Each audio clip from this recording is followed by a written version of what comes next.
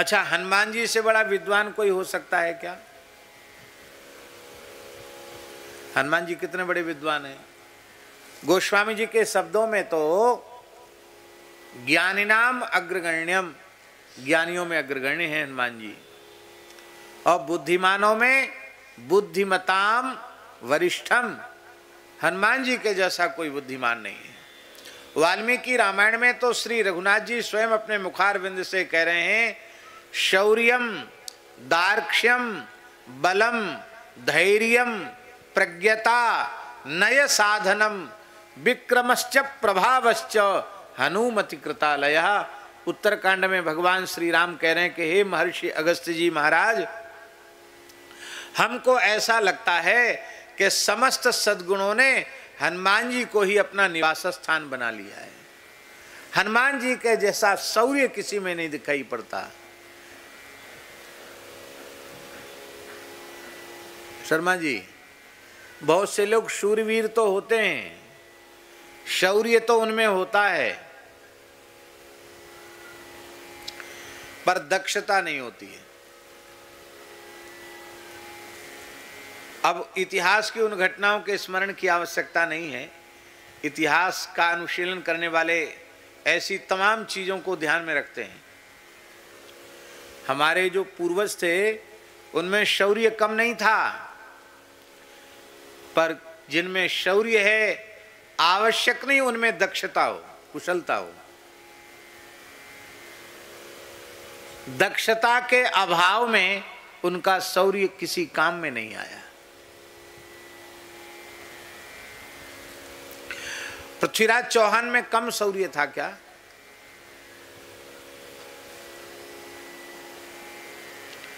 शौर्य तो कम नहीं था, पर जितना शौर्य था वैसी ही दक्षता का आश्रय यदि उन्होंने लिया होता तो मुगल भारत की पवित्र धरती पर अपने पैर जमाने में समर्थ नहीं हो सकते थे। हर बार परास्त करके उसको छोड़ देते थे। अरे भाई, ऐसे आक्रांता को छोड़ने की क्या आवश्यकता थी? 17 बार देखो हमने छोड़ दिया। अरे भाई, रिपु रुज गनीय न छोट, शत्रु को रोग को कभी छोटा नहीं समझना चाहिए। हनुमान जी ने ऐसा नहीं किया। हनुमान जी ने लंका में जाकर देखा कि ये राक्षस इतने अहंकारी हैं, इनका उत्साह इतना प्रचंड है कि इनसे टक्कर लेना किसी के बस की बात नहीं। तो इनको हतोत्साहित कैसे करें, इनका हौसला पस्त कैसे करें? तो हनुमान जी ने पहली यात्रा में ही उनका हौसला पस्त कर दी। यह है दक्षता। शत्रु बहुत शक्तिशाली है, उसके पास अपार जनबल, धनबल, शारीरिक शक्ति का बल है, सिद्धियों का बल है, अनेक प्रकार के बलों से संपन्न है शत्रु। किंतु नीति यह कहती है कि पहले वार में ही तुम भले ही कमजोर हो, पर ऐसा वार करो, ऐसा प्रहार करो कि तुम्हारे एक ही प्रहार में शत्रु का हौसला पस्त हो जाए, फिर उत्साहित नहीं होगा। छत्रपति शिवाजी जो सफल हो पाए उसके मूल में कारण ये था, शौर्य तो उनमें खूब था, पर शौर्य के साथ दक्षता भी थी। ऐसा नहीं था कि हम मर जाएंगे पर युद्ध में पीठ नहीं दिखाएंगे। अरे भाई, पीठ दिखाने की क्या बात है? जहां जरूरत पड़े वहां भाग लो, जहां जरूरत पड़े वहां खड़े हो जाओ। इस कुशलता के कारण छत्रपति शिवाजी सफल हुए। हम कोई कोबड़ छोट कहता प्रादु बड़ा छोटा नहीं बता रहे हैं, पर शौर्य के साथ दक्षता जरूरी है। हनुमान जी ने पहली यात्रा में 5 सेनापतियों का वध किया। कितना? 5 सेनापति फौज लेकर के आए, रावण की अजय फौज समाप्त कर दिया। 7 मंत्री पुत्रों को समाप्त किया। और अक्षय कुमार को समाप्त किया। अक्षय कुमार को क्यों समाप्त किया? अक्षय कुमार का अपराध बहुत ज्यादा नहीं था, पर हनुमान जी ने अक्षय कुमार को समाप्त कर दिया। चाहते तो छोड़ सकते थे उसको। और वाल्मीकि में तो यहाँ तक संकेत है कि अक्षय कुमार के वध के बाद हनुमान जी को थोड़ा पश्चाताप भी हुआ। और आश्चर्य की बात है, माने इतना प्रचंड पराक्रमी है अक्षय कुमार कि हनुमान जी के साथ जो उसका युद्ध हुआ है, आकाश में सिद्ध ऋषि मुनि वो विस्मित हो रहे हैं उसके पराक्रम को देख करके। हनुमान जी भी कहते भाई विलक्षण पराक्रमी है, पर क्या करें, आज इसको मारना ही पड़ेगा। क्यों मारना पड़ेगा? इसको कहते दक्षता। क्यों मारना पड़ेगा? आप लोग ध्यान दें, अंगद जी ने कहा कि आप लोग चिंता न करें, मैं लंका जा सकता हूं। लौट के नहीं आ सकता। तो लौट के नहीं आ सकता, क्या कारण है भाई? थक जाओगे, क्या बात है, क्यों नहीं आ सकते लौट के? अंगद कहे जाऊं मैं पारा, जिय संशय कछु फिरती वारा। लौटते समय हमको अपने प्राणों का संदेह है, हो सकता मैं जीवित न आऊं। तो जीवित न आऊंगा तो फिर समाचार कौन सुनाएगा? तो क्या श्री अंगद जी इतने कमजोर हैं जो उन्हें आत्मविश्वास नहीं है कि मैं लंका जाकर लौट के नहीं आ पाऊंगा? उसका कारण जानते हैं आप? उसका कारण यही है कि अंगद भी कोई सामान्य बाप का बेटा नहीं था, बाली का पुत्र था। जैसे यहाँ भी बड़े आदमी जो हो जाते हैं, उनके बालक बालिका यहाँ नहीं पढ़ते, विदेश में जाके पढ़ते हैं। अमेरिका पढ़ रहे हैं, लंदन पढ़ रहे हैं, जर्मन पढ़ रहे हैं, ऐसा होता कि नहीं? अब तो एक फैशन चल गया कि विदेश भेजो, भले ही वहाँ से सब संस्कार चौपट करके आवें और सारी सभ्यता को धो करके आवें, लेकिन भेजो विदेश, तभी लोगों के बीच में हमारा बड़प्पन प्रतिष्ठित होगा। ऐसी एक धारणा लोगों में बन गई। उस समय क्या था? उस समय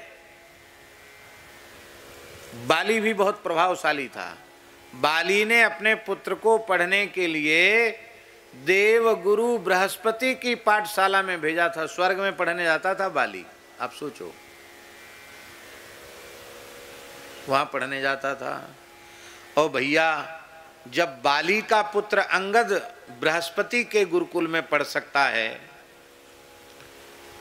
तो रावण कोई कमजोर है? रावण तो बाली का मित्र था, इसलिए रावण का पुत्र अक्षय कुमार भी बृहस्पति की पाठशाला में ही पढ़ता था।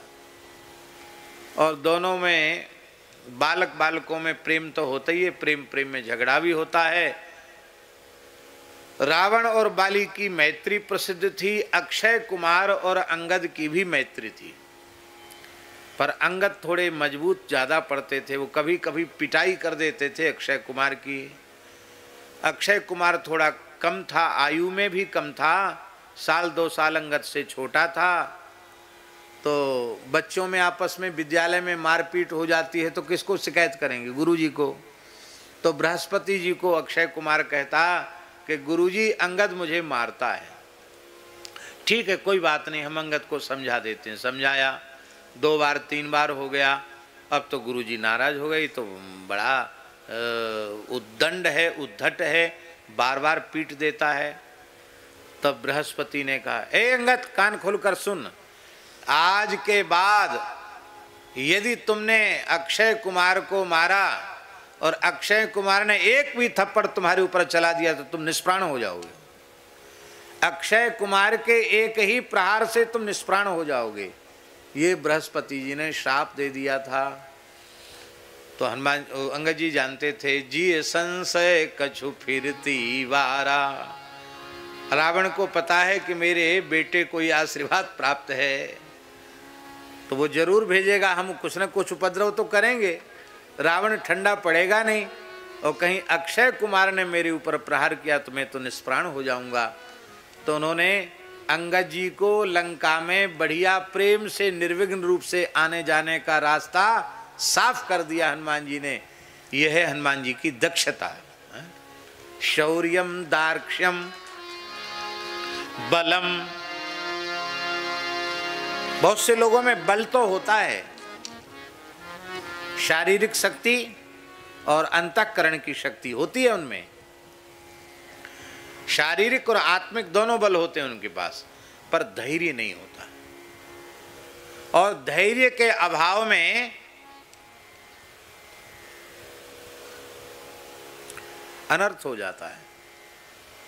ऐसी भी कई घटनाएं हमारे देश में इतिहास में घटित हुई हैं जहां बल की कमी नहीं थी, पर ऐन मौके पर धैर्य खो दिया तो उससे सब कुछ किया कराया सब पर पानी फिर गया। हनुमान जी में धैर्य। आप सोचो, बल तो कैसा है हनुमान जी में और धैर्य कैसा है। लंका में उनकी पूंछ में ज्वलनशील पदार्थों को बांध बांध कर घी में, तेल में, कपूर के चूरे में लपेट लपेट करके लत्ता बांधे जाते हैं, कपड़ा बांधे जाते हैं। हनुमान जी देख रहे हैं कि पूरी लंका में रहा न नगर बसन घृत तेला। लो साहब, इतनी बड़ी लंका में, सोने की लंका में कपड़ा नहीं।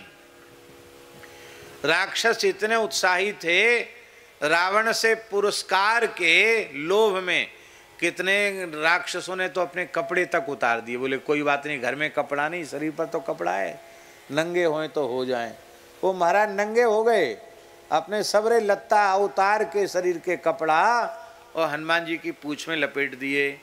हनुमान जी ने भी सबका, सकल सूरत सबकी याद रख ली कि सबसे पहला प्रसाद भी इन्हीं को दिया जाएगा जिन्होंने अपने शरीर के कपड़ों तक का दान हमारी पूंछ के लिए कर दिया। और हनुमान जी ने जब आग लगाई तो वैसा ही किया, उनको ही पहले पहले जलाया हनुमान जी ने। तो कितना बड़े धैर्य का काम, जहाँ हनुमान जी का कोई भी एक पक्षपाती नहीं है और पूरी लंका का तेल, घी और कपड़ा उनकी पूंछ में लगाया जा रहा है, वो आग लगाई गई, हनुमान जी फिर भी मुस्कुरा रहे हैं। ये है धैर्य। शौर्यम दार्क्ष्यम बलम धैर्यम प्रज्ञता, बुद्धिमत्ता हनुमान जी की। प्रज्ञता क्या है? बड़ी प्यारी बात।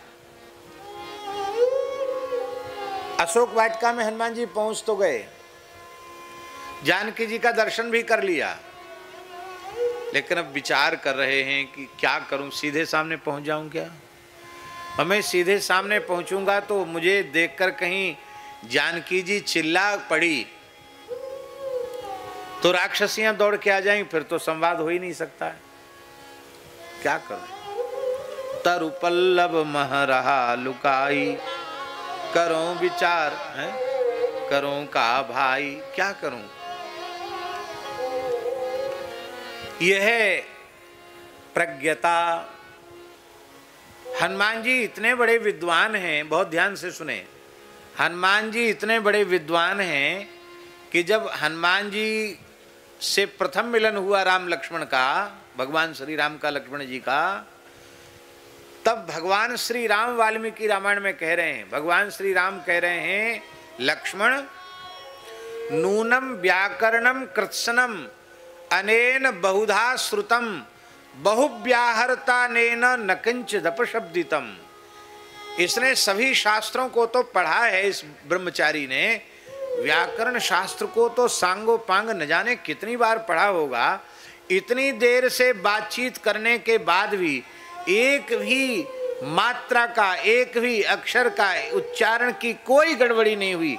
इतना साहित्यिक प्रवचन है इस बटुक ब्रह्मचारी का। बोले ऋग्वेद कंठस्थ हो उसकी ऐसी वाणी नहीं हो सकती। ना यजुर्वेद धारणा यजुर्वेद कंठस्थ हो उसकी भी ऐसी वाणी नहीं, सामवेद जिसे कंठस्थ हो उसकी भी ऐसी वाणी नहीं हो सकती, अथर्ववेद कंठस्थ हो उसकी भी ऐसी वाणी नहीं हो सकती। ये तो विलक्षण है। इसके बोलने का तरीका कितना अद्भुत है। रस, छंद, काव्य और अलंकार की दृष्टि से इसकी वाणी कितनी अद्भुत है। हम लोग सावधानी से बोलते हैं, फिर भी कोई इधर का उधर कोई न कोई मात्रा में गड़बड़ी या क्रियापद में गड़बड़ी हो जाती है, फिर सोचते क्या कहें। हनुमान जी सीधे बोलते चले जा रहे हैं।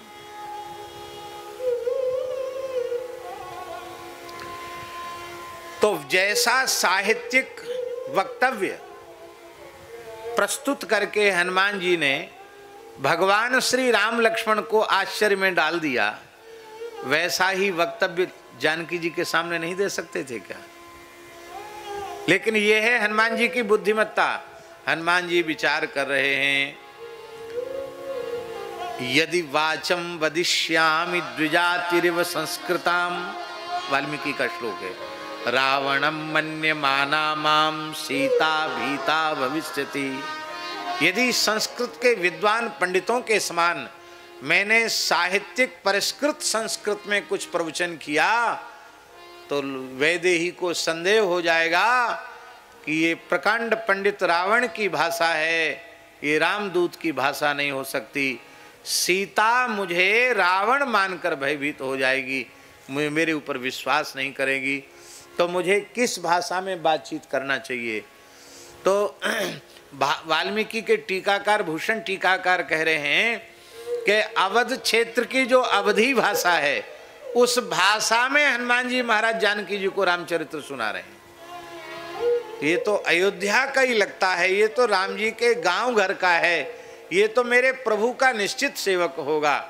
और श्री जानकी जी को विश्वास जनाया है। ये है प्रज्ञता।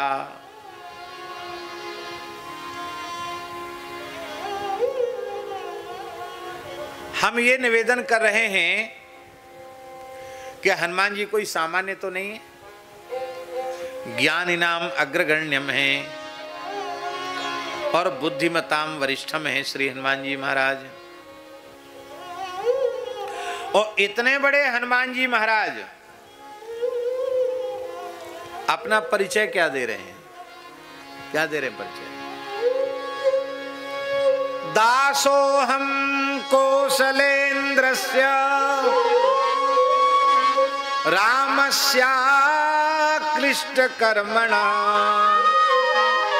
हनुमान शत्रु सैन्यानाम निहंता मारुतात्मजा। मैं कौशलेंद्र भगवान श्री राम का दास हूं। ये बात हमने इतनी लंबी इसलिए कही कि हनुमान जी के जैसा कोई ज्ञानी नहीं, हनुमान जी के जैसा कोई बुद्धिमान नहीं, पर वे अपना परिचय क्या देते हैं कि मैं राम जी का दास हूं। वस्तुतः जीव का वास्तविक परिचय है कि वह भगवान का नित्य दास है और भगवान उसके नित्य स्वामी है। इसलिए दास्य भाव को ही जीव के कल्याण का साधन कहा गया। इसी को गोस्वामी तुलसीदास जी ने अपने शब्दों में कहा, सेवक सेव्य भाव विन भवन तरीय उर्गारी। सेव्य माने स्वामी और सेवक माने दास। भगवान मेरे स्वामी हैं और मैं भगवान का दास हूं। ये भाव जब तक दृढ़ नहीं होगा तब तक भव सागर से उद्धार नहीं होगा।